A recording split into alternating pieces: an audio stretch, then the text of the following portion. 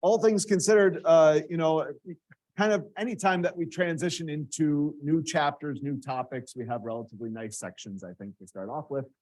Sometimes they're a bit dry, but this is also the same here for chapter 15. So we are entering into chapter 15, which is all about integration over multiple variables. So we've done a lot of derivative stuff, culminating with the min-max problems from 14.7. And now we'd like to talk about integrals, and we'll be doing double and then eventually triple integrals here in chapter 15.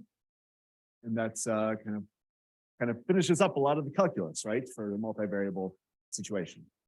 So first of all, let me give you a little bit about volume. So when we're going to define double integrals in all of their technicalities, today's kind of that horrible day. You may remember back from calculus 1, there was probably a day in calculus 1 where you had to do some Riemann sums, right? Before you learned that integrals are just the same thing as antiderivatives. And then you started taking antiderivatives, the whole f of b minus f of a, and life was grand, sort of deal. So we do get a little bit of that here today. We're going to be doing Riemann sums with multivariable functions. So it's going to be a little bit sad. And then, of course, we're going to get some nice theorem that says, how can we calculate these things fast? And life will be a little bit better. So we are going to be doing the technicalities here. Double integrals do calculate volume over some surface. And so we'll be getting into that. And then, of course, right, double integrals have a lot of the same properties that single integrals do. So first thing, similar to when we first did this for single variable functions, right? Now with two variable functions, f of x, y, if you do a double integral,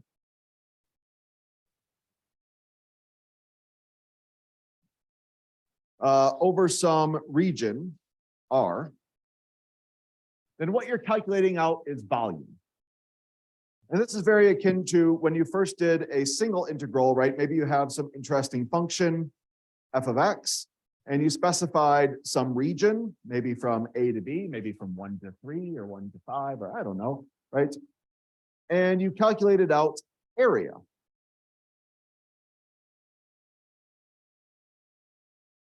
Area trapped between that function and technically the x-axis. Here, right, again, we're doing something similar, right? We're going to have a nice positive function that's above the xy plane, right? It has a positive z value, right? And now when you calculate out that double integral, you're going to get the volume.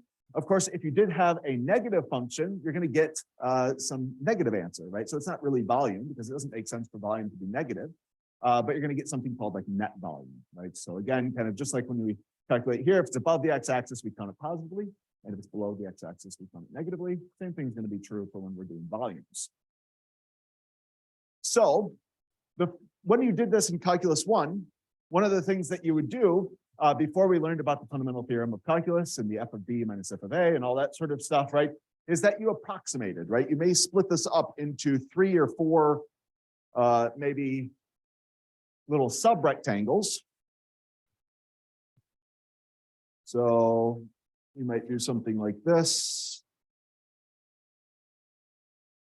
And you may remember from your calculus 1 days, there was something like a left-hand sum or a right-hand sum, right? You had to choose a specific point. You had midpoint sums and all that sort of stuff.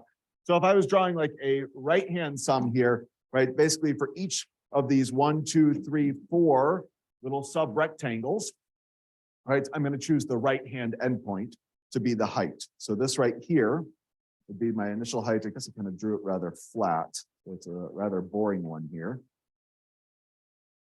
But then you would calculate out the area of these 4 rectangles and add those together. And the claim is that closely approximated, of course, the more rectangles you have, the better, but this approximates that green area, that area under the curve. And so we're going to do something kind of similar with approximating, but now with these multivariable functions. And so here's an example, right?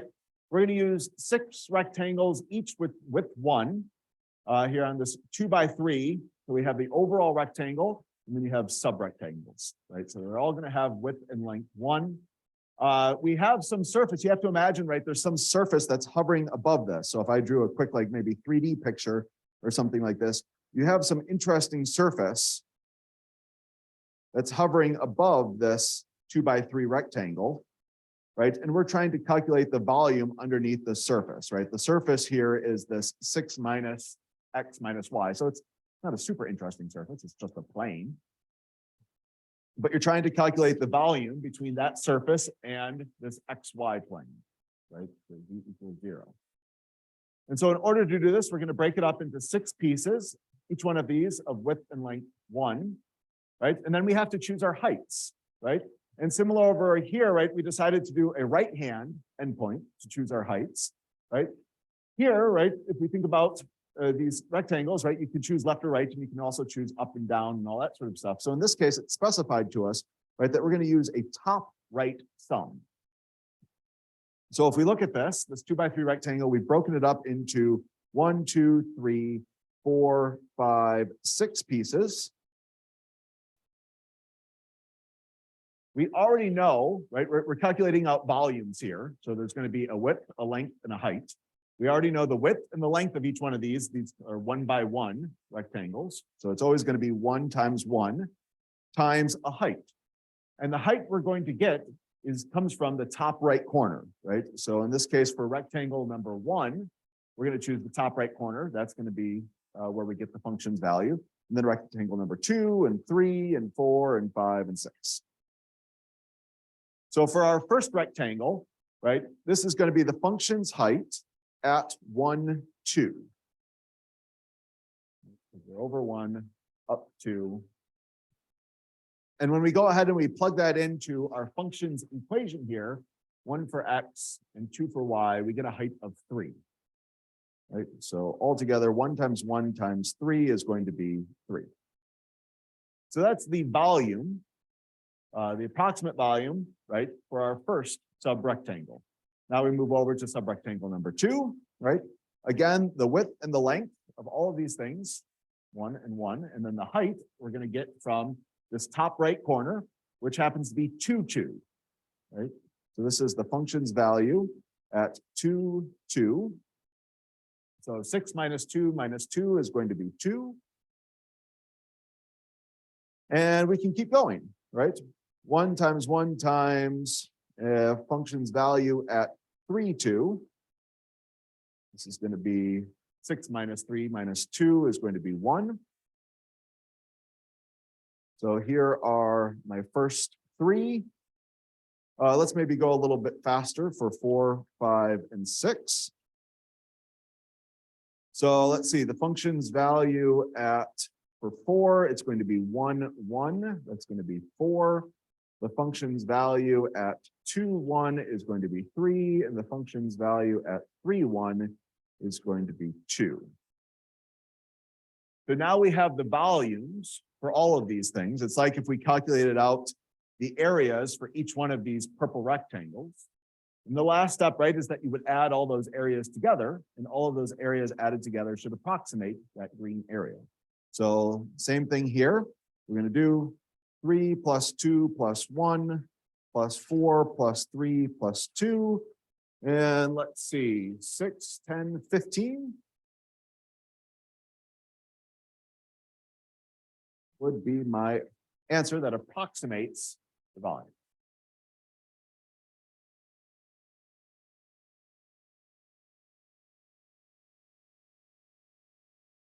Any questions on this one here?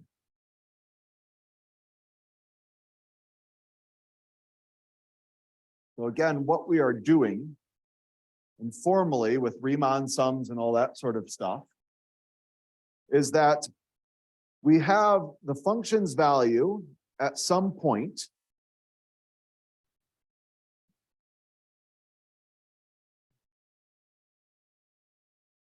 as the height. We're multiplying that by some area, right? In our case, it was nice 1 by 1 rectangles, but this could be different. But just like, you know, in calculus 1, this does stay constant, right? What you kind of decide on how big your area is, that does stay constant all the time. We are going to go ahead and sum all that up. I guess in this case, from I equals 1 to n, let me rewrite this as I here.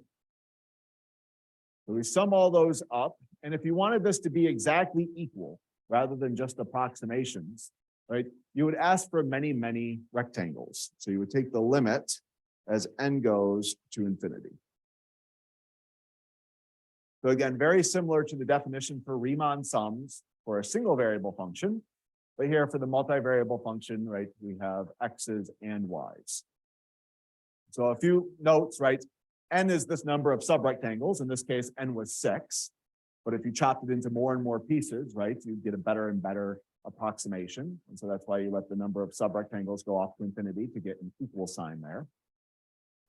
These x sub I star and y sub I star, right, these are our points that we're choosing. This time, in our previous example, we did a top right sum, right? But you could do a bottom left sum, or you could do midpoint sums and all this sort of stuff. So that's why these are a little bit vague and annoying. And then this delta A, right, is the area of each one of these subrectangles.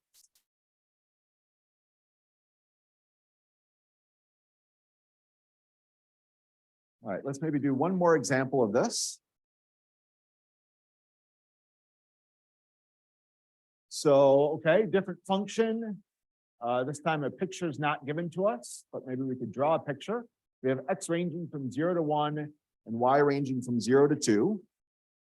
That's not so bad.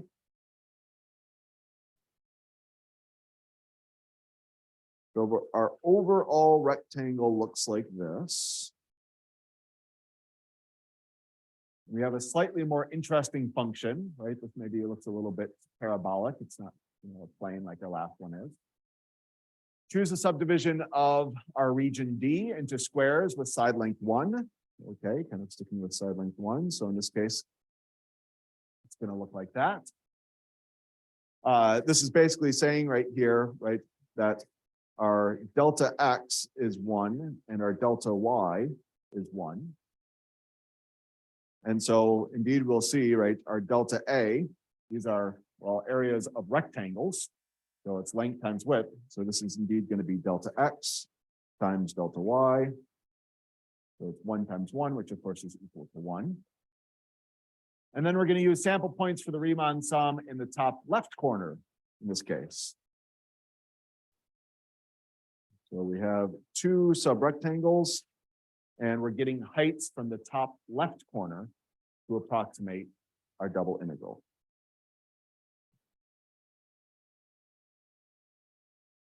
So again, we're going to have, for our first subrectangle, we're going to have 1 times 1 times, and our function's value at x is 0 and y is 1. So again, that's the top left corner of this rectangle, 0, 1. And so if we go ahead and we plug that in there, right, we just get out 0. For our second subrectangle, again, you have a width and a length of 1. And then in this case, you have the function value at, 0, 2. And again, our x's in this case are 0. And so when we go and we plug this in, we have 0 times who cares? We just get 0. So in this case, when we add those together, right, we just get 0. Now, what we sometimes did back in our Calculus 1 days, right, is if you wanted kind of the best approximation, right, you would do maybe a left-hand sum and a right-hand sum, and then you kind of average the two, right? And so you can play a same sort of game here. And in fact, before class, I did this stuff as well. So bottom left, if you were to do the bottom left points rather than the top left points, you also get 0. If you were to do bottom right, you get 3. And if you were to do top right, you get 5. And so if you were interested in kind of the best approximation for this, right, you would do maybe 0 plus 0 plus 3 plus 5. Those are our 4 different results that we got. And then we're going to add those together and divide by 4, right? Those are the number of tests that we did. And so maybe our best approximation was that the area is going to be 2.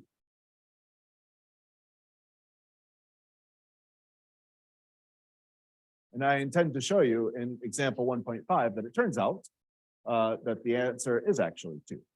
And so we will calculate out this exactly. Yes. Volume, yes.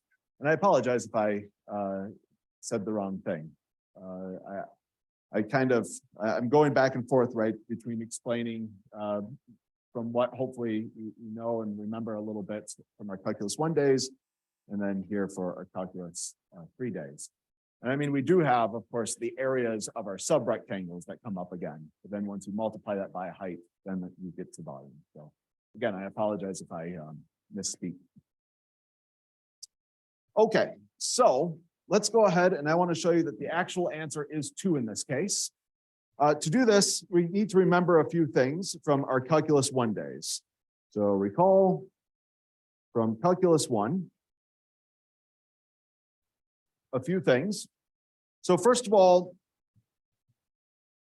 we're going to be breaking these things into many, many pieces. And back from our Calculus 1 days, right, if each one of those has this delta x width, what you do in order to get that is you do b minus a divided by n. So remember this, a and b are the left and the right hand endpoints. And then you divide by the number of subrectangles. So, right, so if I was to go back up here really quick, and let's say that this is from 1 to 5, something like that, right? In this case, b is 5, a is 1, right? 5 minus 1 is 4. And if you break that into 4 subrectangles, right? 4 divided by 4 is width 1, right? So each one of those has a width of 1. So that's what that's calculating out is widths, this change in your x value. And of course, you can do the same thing for change in y, right? So again, this is a width of a subrectangle. The other thing, in order to get the right-hand endpoint, we came up with a formula back in our Calculus 1 days. And it goes, you start off at the left-hand endpoint, and you add on however many widths, right, you want to travel. So you add on, in this case, if you want to get over to the ith subrectangle there, you're going to do I times delta x, because that right there is the width. So this will get you to the right-hand endpoint.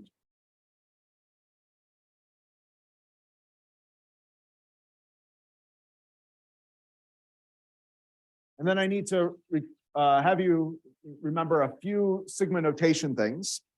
So first of all, if you sum up from k equals 1 to n of 1, that is, you add 1 to itself over and over and over again, n times, well, you're going to get n, right? If you add 1 to itself 100 times, you get 100.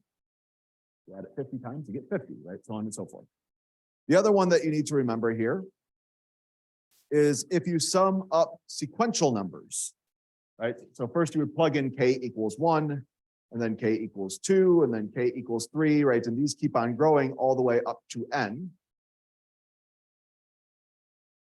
Then there was a nice formula with this, and it's that you take n times n plus 1, and you divide that by 2. If we have some time after class or whatnot, I'd be happy to kind of go into why this works out. Basically, there's some averaging here going on that's very nice. All right.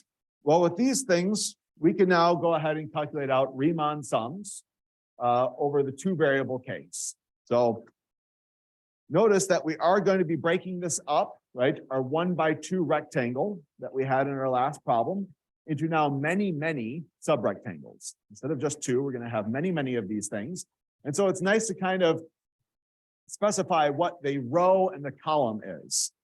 So notice that this second coordinate here is going to be the row. So this is row 1, and then you have row 2, and it goes up for the deal all the way up to n. And then for the column is going to be my first coordinate, right? And that way I can just kind of systematically talk about these things. So if I wanted to calculate this out in all of its formality, this volume, well, again, I would use this Riemann sum definition. So the Riemann sum definition says we're taking the limit as n goes to infinity, right? Many, many of these subrectangles here. And you can see kind of it makes sense in this case, right? Because to talk about maybe each row and each column. So in this case, right, formally, you just need to make sure that you cover each one of these subrectangles, right? And we just enumerated them in 1, 2, 3, 4, 5, 6, 7, 8, 9, blah, blah, blah. When you actually get to calculating these things, it really makes sense to kind of break them up into two sums, one going across each row and then going across each column. That way you can make sure that you get them all. So I'm going to go ahead, right? I going from 1 to n, j going from 1 to n, x sub I times 1 plus y sub j times delta A.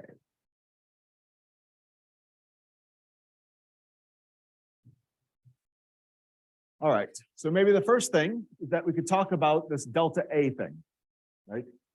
So this delta A thing, right, is made up of a width and a height, a width and a length, if you'd like. In this case, right, we have our delta x we could calculate out. This goes from 0 to 1, and we're breaking this up into n pieces.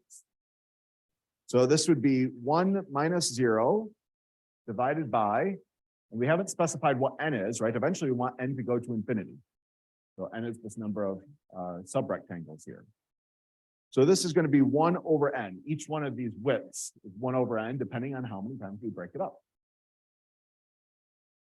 Now, on the other hand, for delta y, this goes from 0 to 2.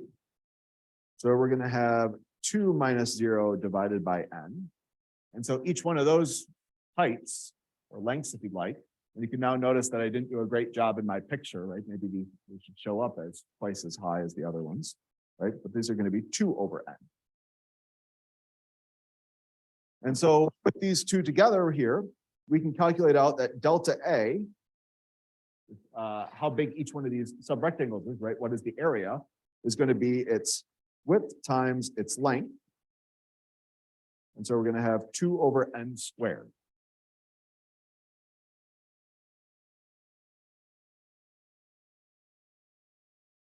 Okay, the other thing that we're going to do is that we're going to go ahead and specify here kind of what this x sub I and y sub j are, right? These endpoints.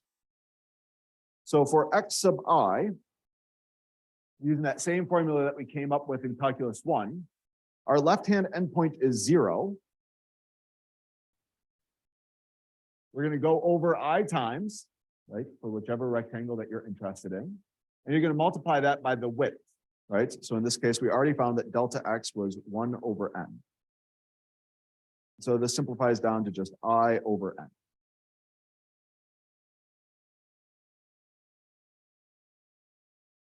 Y sub j.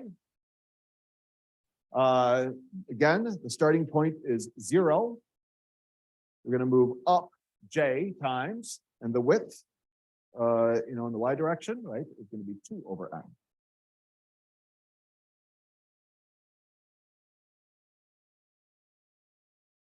I kind of feel the room, maybe all together, thinking to themselves, how much of this do I really need to know? Right? How much can I just hold my breath through this sort of deal and maybe kind of ignore that this ever exists, right? Because I already told you, we do have a nice theorem that's coming up, next time. You do have a problem in web work that is like this. And so you do need to be able to do this at least once in the web work problem. I haven't seen a quiz or an exam problem like this quite yet. So either there won't be one, or maybe this is the semester, I don't know. But I mean, again, there is a web work homework problem about it. So anyway, that's kind of the information that I know, I suppose. Let's go ahead and plug these things in now. The limit as n goes to infinity, summing up from j equals 1 to n, and from I equals 1, I. Now, x sub I, we already found, is going to be I over n. 1 plus y sub j is 2j over n.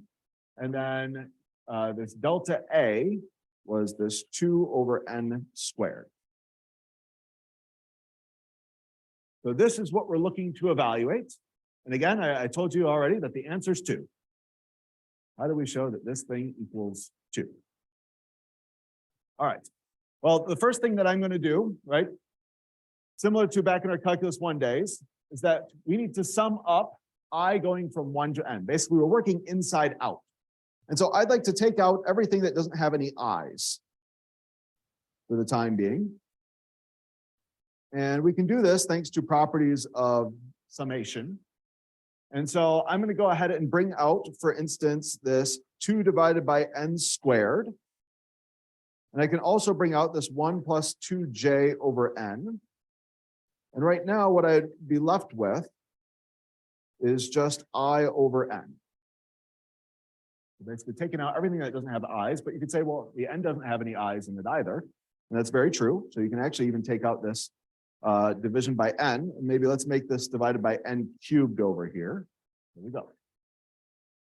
And now we are summing up, right? Plugging in 1 first, then 2, then 3, then 4, then all the way up to n.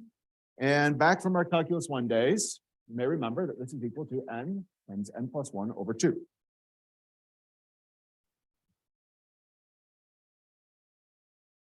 We're going to substitute that in.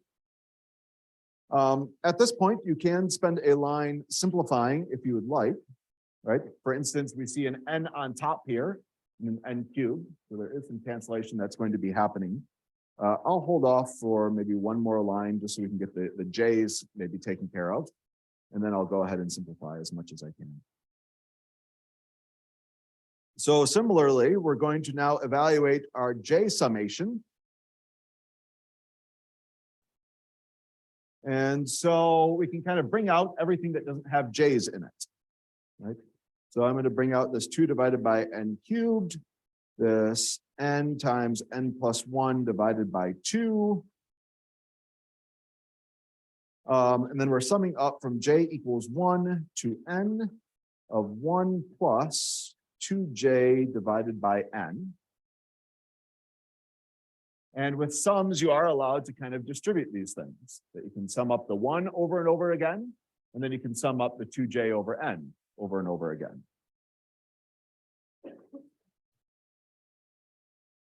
Let's go ahead, for the sake of writing things a little bit cleaner, start to simplify here. So summing up 1 a bunch of times, and then summing up this 2j over n a bunch of times. But now for this one, you can see, well, the 2 and the n don't have any j's in it, right? And so you can go ahead and bring that out as well. And then you're just summing up j. Well, when you add 1 to itself over and over again, right? N times, whether that n is 100 or 50 or 1,000, whatever, oops, you just get n. And then we already saw, right? When you plug in 1 and then 2 and then 3, right, you have 1 plus 2 plus 3 plus all the way to n. And so even though the index is different, right, we're now calling it j rather than I, you're doing the same thing. And so this is, again, n times n plus 1 over 2.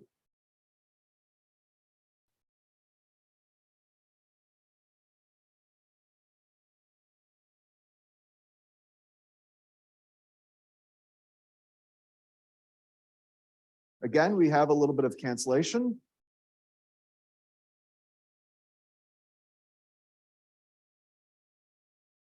And so let's see, we have n and n plus 1 off here on the right side. So that's going to be 2n plus 1, I suppose, altogether.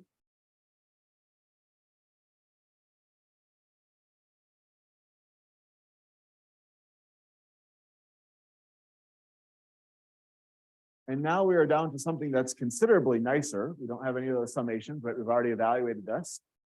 We've actually done this problem many times, you know, in calculus. Well, actually, you did it in algebra. You did this in your algebra days. This would have been called like a horizontal asymptote for a function. You did it in calculus 1, and you've done it in calculus 2 with L'Hopital's rule, right? So you can choose your favorite way in which you like to evaluate this out. For me personally, I would like to go ahead and maybe rewrite this. Oops. Put an n here and an n here. And then I would think of this as what, 1 plus 1 over n. So notice that I took my n plus 1 and I divided it by that n there. So n divided by n was the 1, and then 1 divided by n, right? Because you do have to distribute and get both of those things. And then for the other one, right, it'd be 2 plus 1 over n.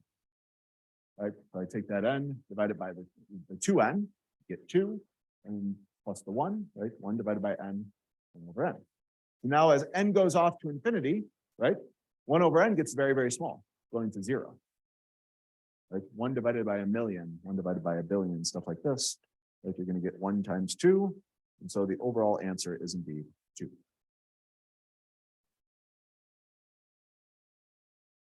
This is by far the hardest problem for today. So let me pause though and see if you have any questions that you would like to ask about this.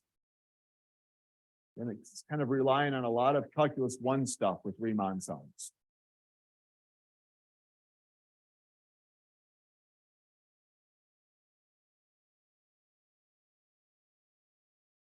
All right, well then, let's move on to things that are a bit nicer then. Another thing that you used to do back in your calculus 1 days, once you had integrals, is that you could define something called the average value of a function.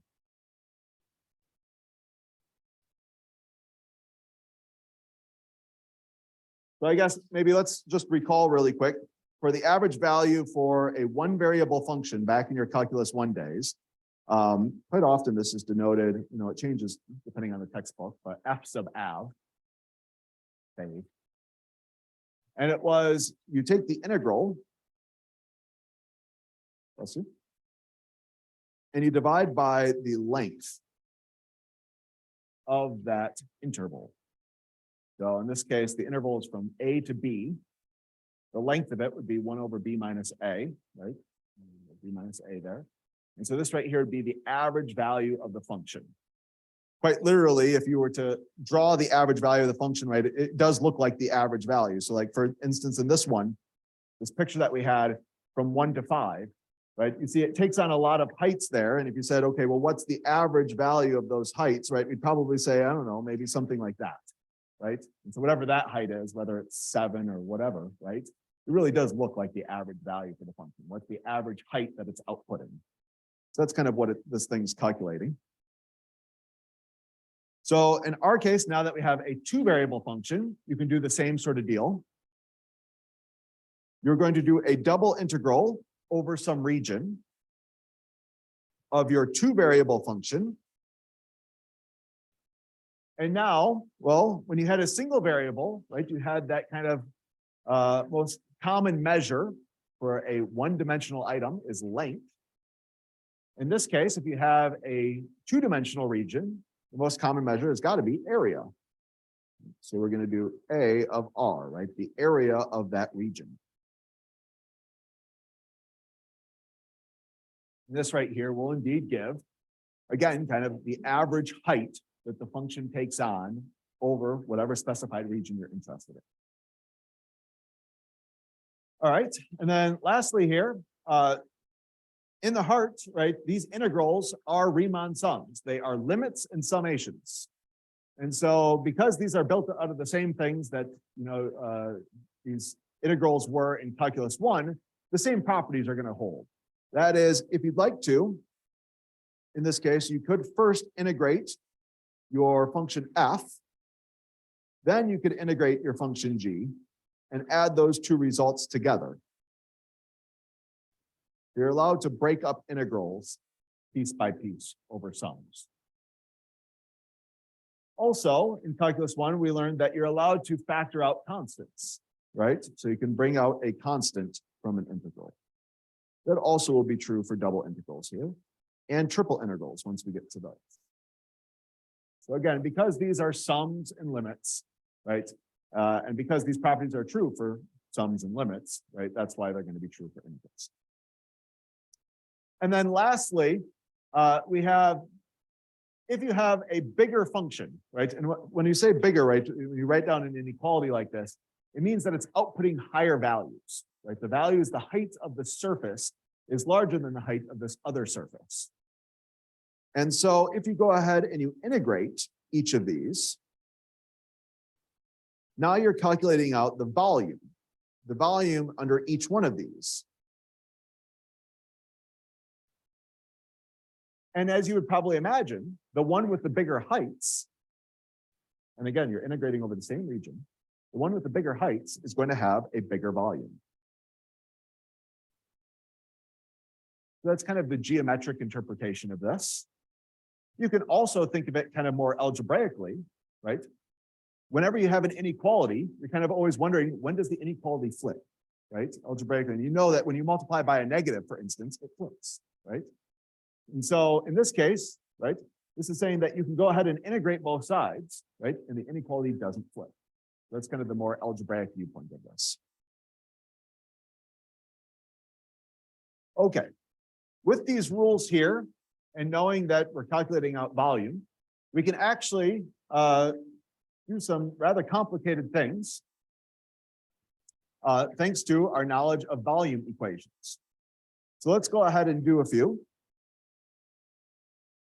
Starting off with, I'd like to calculate out the double integral of 4. So the function's pretty boring, right? This is our f of xy. And so even though it could have x's and y's in it and whatnot, this is a rather boring function, and it always is just outputting 4. So here's maybe 4 up here. And it's just a nice constant height. Constant height of 4. Now, of course, this function, like many, do go on forever. However, we're only interested about this, in a particular region. And our region is where x squared plus y squared is less than or equal to 9. So if I was to draw that maybe in the xy plane straight on, that of course is going to be a circle of radius 3. So we are only interested when the x and y values satisfy this inequality. Now, if we were to take that and lay that down in our 3D picture, here's the xy plane.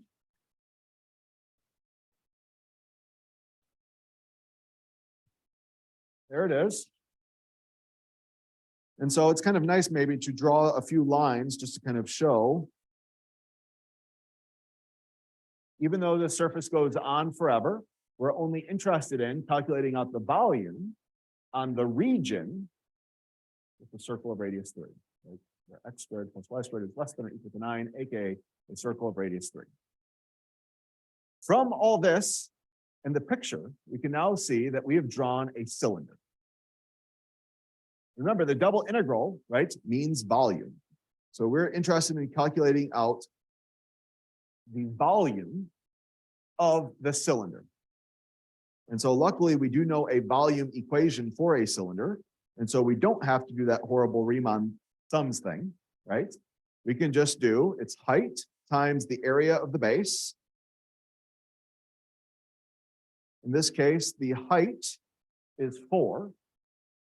And the base is a circle, right? So it's got an area of pi r squared. In this case, the radius was 3. So altogether, this is going to be 36 pi. So if you did calculate out with that Riemann sum business and whatnot, you would get this answer. This is considerably faster.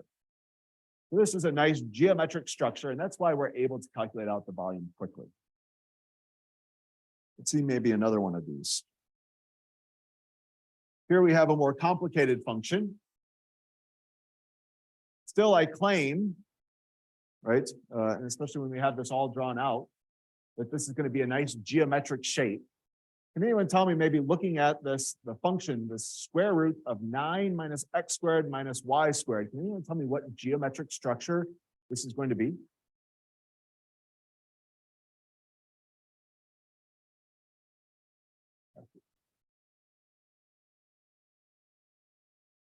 Okay, there it goes. Hyperbola. No, it will not be a hyperbola, although I certainly see where you get that with the negative x squared and the negative y squared and whatnot. And it's kind of, I mean, even though I know what a hyperbola is, I don't know what the volume equation is. And so I'm kind of glad that it's not a hyperbola, right? Because even if I identified it as a hyperbola, I don't know what the volume equation is.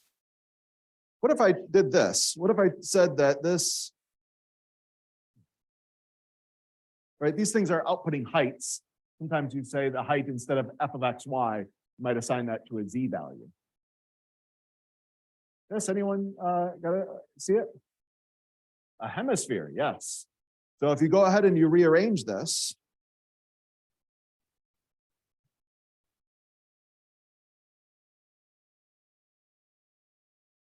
you get x squared plus y squared plus z squared equals 9. But notice this is only the positive square root. Only the positive square root. If you had the positive and the negative, right, that would be a complete sphere. But because you only have the positive square root, it's only the top half of the sphere, right, where you get positive outputs. And so let's go ahead and maybe, again, we can draw this. We're only interested in this surface. Well, this one doesn't go on forever, but we're only interested in this circle of radius 3, just like last time. And luckily, I guess this is a sphere of radius 3. So let me go ahead and draw that.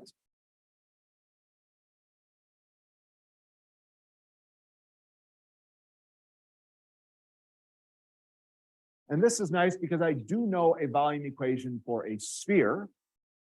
And so I can get one for a hemisphere. So this would be our volume for this surface is going to be 4/3 pi r cubed. In this case, our radius is 3. And that would be the volume for the full-on sphere, but because it's just a hemisphere, right, you need to multiply that by 1/2. I believe these volume equations, by the way, are on the formula sheet. You don't need to necessarily have this memorized, although maybe you do anyway. So there's a little bit of canceling that happens here. And so let's see, we have 2 times 9 would be 18 pi. So overall, this volume, what turns out to be a hemisphere, right, is going to be 18 pi. So these are a little bit of a, kind of a translation game, right? So kind of, once you know what you're calculating, it's not so bad, right? It's just kind of, how do you take this double integral and kind of translate it into a geometry problem? All right, and then the other thing that we learned about was these average heights.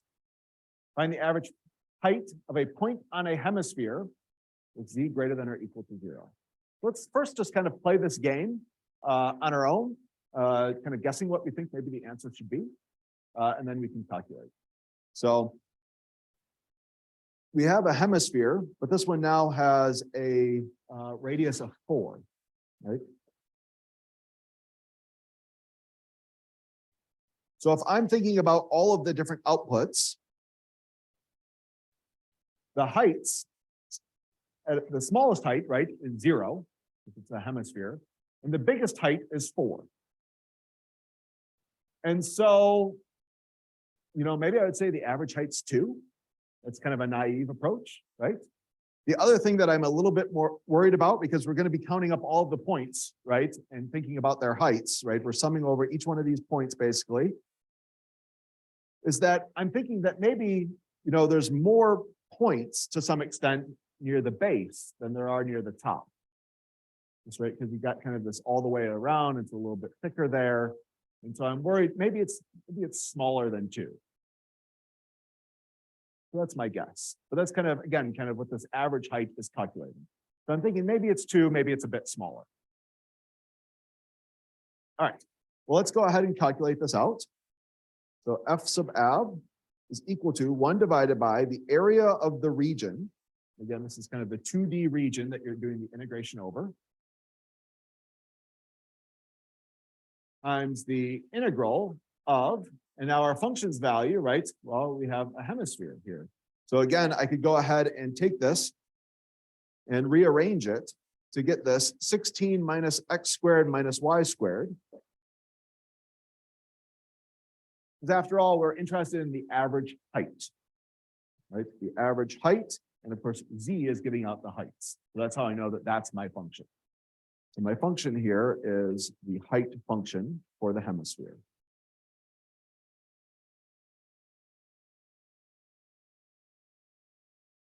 Well, we just did this calculation here in the last problem, right? So we know that this is going to be 1/2 for the hemisphere times 4/3 pi r cubed.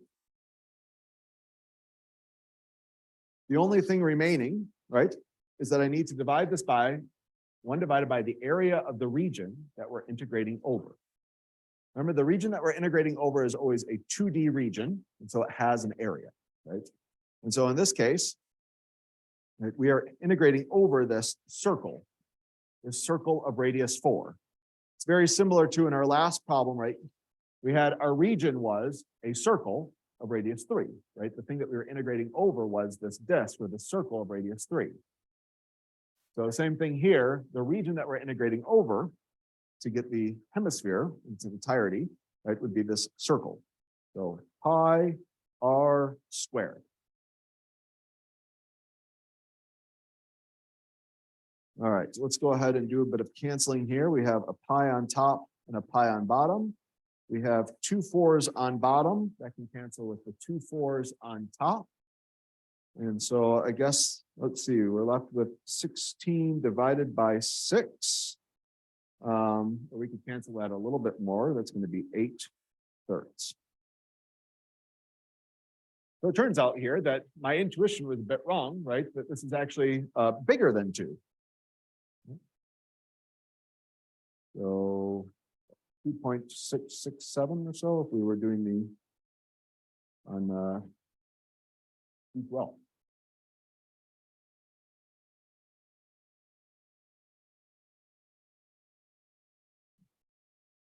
Any questions on this one here?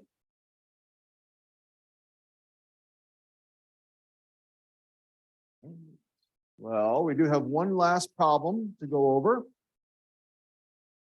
Consider this disk. On average, how far is a point in D from the origin?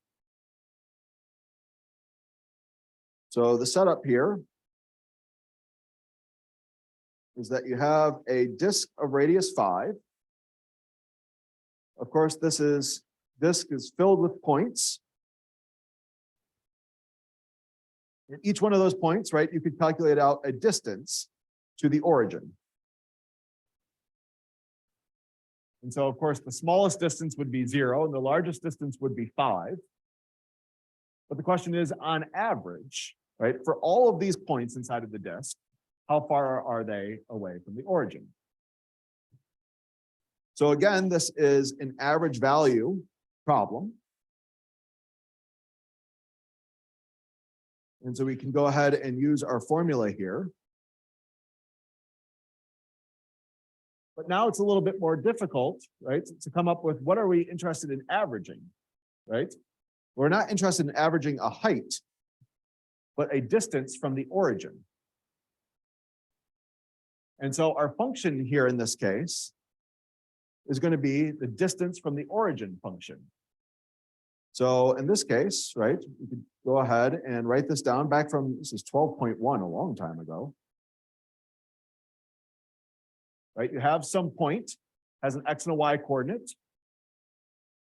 Distance to some other point, in this case, the origin, right? You can factor away the whole x sub 2 minus x sub 1 quantity squared minus y sub 2, plus y sub 2 minus y sub 1 quantity squared. And you add those together. All right, and we are doing this over the region that is a disk of radius 5. That right there is the setup.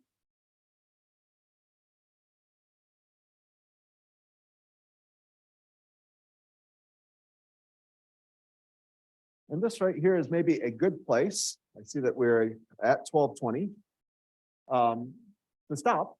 And of course, I will post the answer by 3. But I'd like you to think about this problem. And I have a hint here for you, right? Remember the volume equations of cones and cylinders. So the volume equation, right? Kind of, I claim that you don't have to do the Riemann sum on this, right? That would be kind of horrible.